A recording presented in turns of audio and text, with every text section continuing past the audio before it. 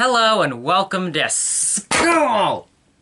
Learning is not fun, and has never been. Until now! Once parents realized video games could be used for such sinful things as... they wanted to turn video games into a teaching tool. And they did. They sure did. I'm regretting my choices to become an unlicensed lunatic running a classroom out of their bedroom. Math Grand Prix is an education game for children ages 6 through 10, and in 42 years, one weird high schooler. By solving arithmetic problems shown on screen, players move their cars along the Grand Prix track.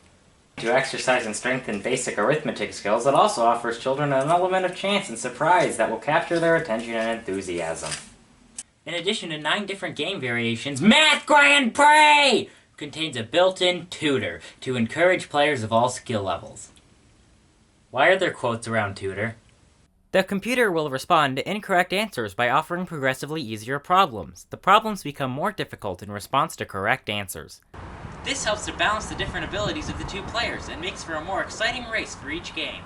Part of arithmetic reasoning is learning to find different and quicker ways to solve problems. To enhance this goal, each player has the option of playing Math Grand Prix with a time limit on each problem. A more advanced player may choose to play with a time limit, while the other plays without.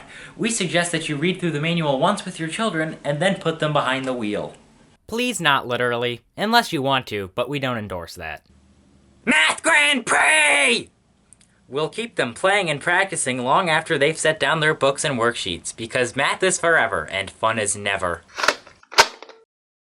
How did they know? Math Grand Prix is a wonder for the ages, the age where you can't tell the difference between this and Forza, which is no age. It is really freaking simple. There's an addition and subtraction mode, multiplication and division mode, and a mode with all of them, with varying levels of difficulty. I'm not even gonna give that a slow clap. And they all use the same board. It's decently fun, but if I was 6 years old and had Space Invaders, you would have to fight me to play this, especially if I also did my homework. There are more entertaining educational games now, but for the time... I tolerate you. But the screeching noise at the end of races is nice and ear-bleeding.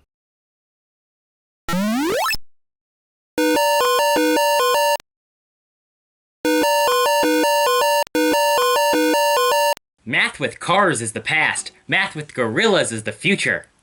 The future, I say! Right after some time well spent spraying pesticides into monkey anuses, Donkey Kong Jr. had to save DK Sr. from Mario again.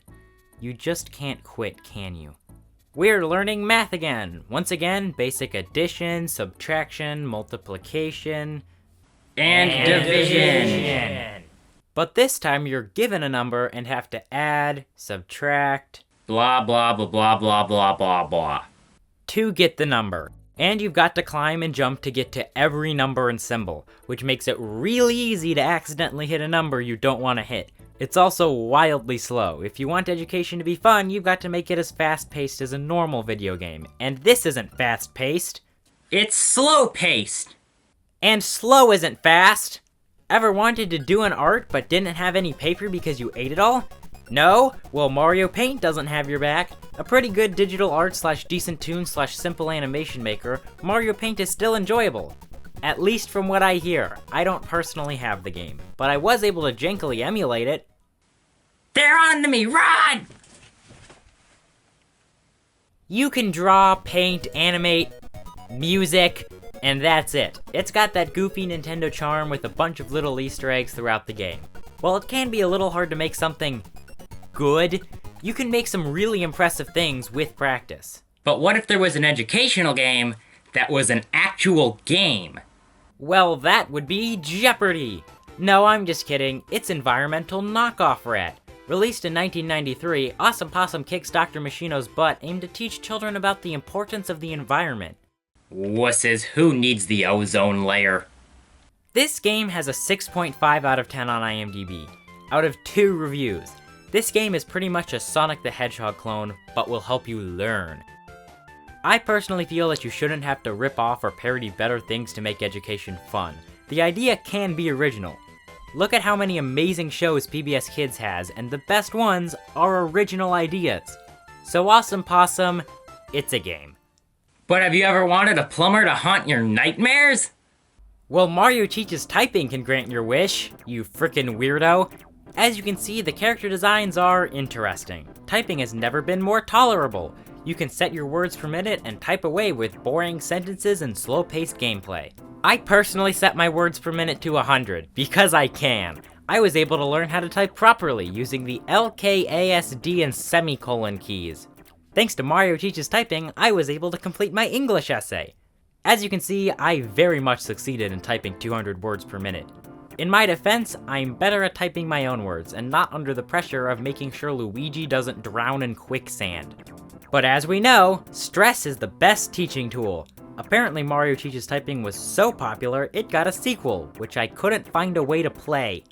Mario Teaches Typing 2 is a privilege, not a right. As you can see, it's even more interestingly designed than the first one, complete with a 3D modeled Mario face to really sear the fear of proper typing skills into your psyche. Educational PC games didn't stop at that, though. A company called Humongous Games started making educational PC games in the 90s and continued to do it for a while. Their first game was Putt Putt Joins the Parade. These games were all very simplistic children's games, which makes sense as the target age demographic was still figuring out how speak and spells worked. And fun fact, these games are still being sold online and on console digital stores as full-fledged games to this day, meaning they aren't up for legal emulation. You've got to pay for Putt Putt. But if you're in the market for simple but actually fun and free kids games, I highly recommend websites like pbskids.org and cbckids.ca. Now I know I just called Wildcrat's Monkey Mayhem quality, but that's because many of these games are. pbskids.org has games from every show on the channel. Some are worse than others, but there's actual care put into most of these, and that's not just nostalgia speaking. pbskids.org specifically was the first video game experience I remember. I remember and want to revisit a lot of these in the future. I'm not getting nostalgic, I just hit my head in a bike accident and am now severely mentally damaged. But what if you wanted to learn something more advanced than how to make froyo? Well, Game Builder Garage can help. This game is meant to be a teaching tool for game design and the concept of coding. I've always liked the idea of game design and creation. I know basic JavaScript, and that's about it. But it's nice having an easier, more stress-free environment to design a game. You can download other people's games to play with game codes. Some people have even created asset packs for your own games within the game. I personally have been working on a basic 3D platformer using an asset pack from somebody named Gyowo.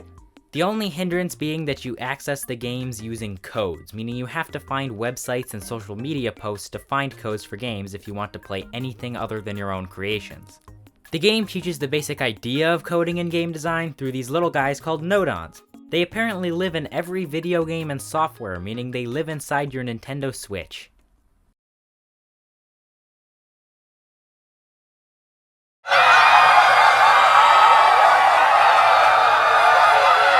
This game is really an expansion of the lab mode from Nintendo Labo. I feel Game Builder Garage is a lot more intuitive though. Back when I first got one of the Nintendo Labo sets, I fiddled around in the lab mode and gave up because I couldn't figure anything out. But I was able to figure out Game Builder Garage pretty easily. The forced tutorial might have helped. Educational games can vary widely in quality, and some might not even work that well at their intended purpose, but we can all agree that Awesome Possum Kicks Dr. Machino's butt is better than a 6-page research paper on global warming.